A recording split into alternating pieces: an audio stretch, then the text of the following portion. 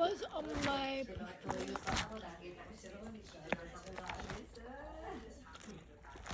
spot.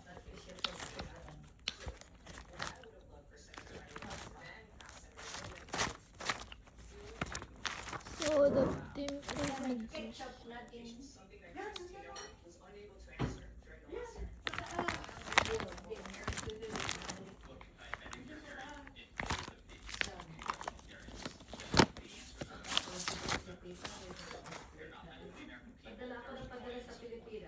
students will present their work.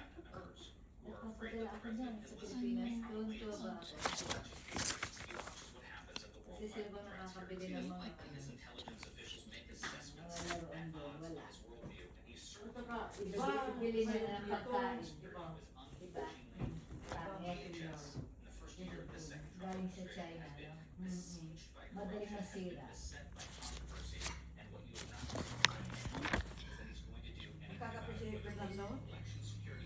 Nagkakape? Hindi nagkakape. So yun yan, kaya lang nila.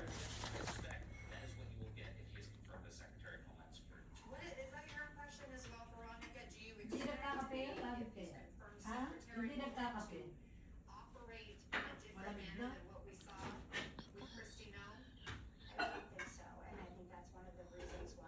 Kahit si Gemma hindi nagkakape. Sino? Si Gemma. Ito. Kahit siya, nagdala. Ang dami siyang, assignment. Assignment? Oo, assignment. Nag-aaral yan. Gumagastos sa eskwela. We're not going to see the social media and the media ads that have been running.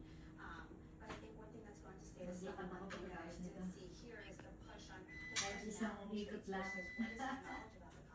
what is knowledge about the law. Isang ikot lang. Take on all of these violations of federal actions, judicial order stating that there are these violations. What is he going to do with that? Veronica, thank you, everybody. Thanks for that excellent analysis. We appreciate your perspective. Let's fit in another quick break. We'll get you back to these hearings on the other side. Stay with us.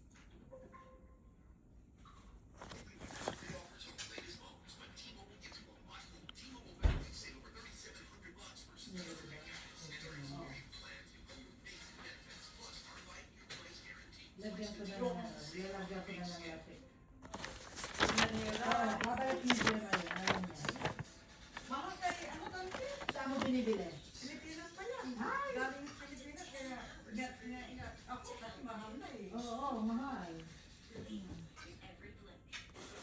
At magkano kayo dante? Ang dami kong nanina noon. Kasi magawa ko ng Hindi na. Pag may umuwi, magpabili tayo.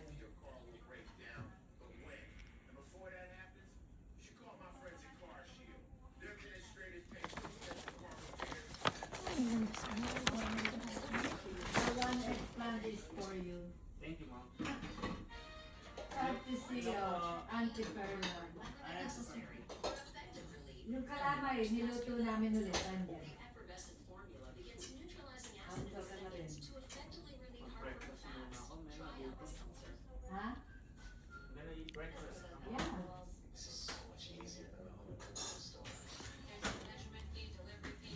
We are late. It's already 9 o'clock. Oh, yeah. Kumusta kayo dito, Ma?